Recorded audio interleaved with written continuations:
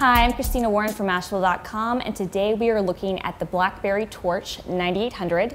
This is RIM's newest smartphone, and it's the first Blackberry device to run the new OS 6.0. It's also the first Blackberry that has a slide-out keyboard in addition to a full touch screen.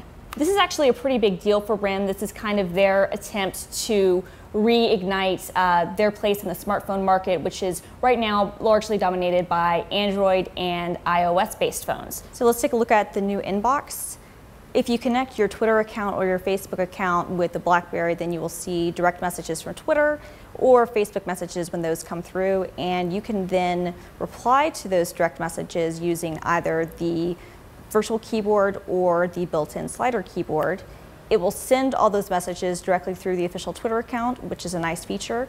And all of this comes through your inbox, and you can see notifications at the top screen when anyone sends you a new direct message.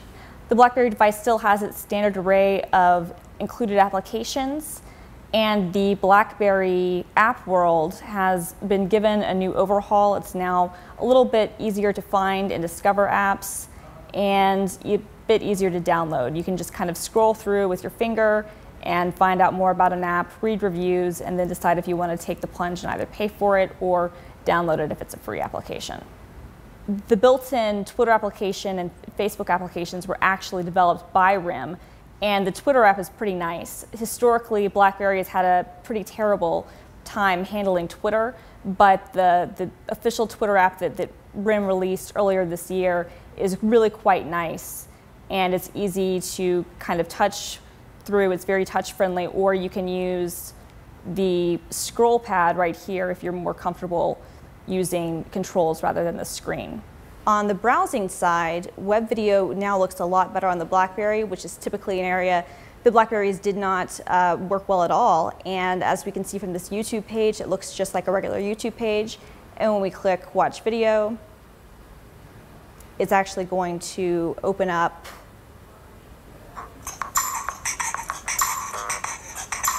video will play. Looks really, really good. And you can scrub through and adjust the controls just like with the built-in video player for other media types. The built-in accelerometer works pretty well. This is it in upright. This is it when it switches. As you can see, there's very little delay.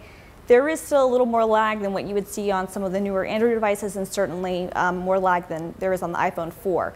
That's actually one of the biggest problems that we have with the Blackberry Torch. It's a nice device, but it feels slow. The processor is only 624 megahertz, which by mobile smartphone standards for today just doesn't cut it.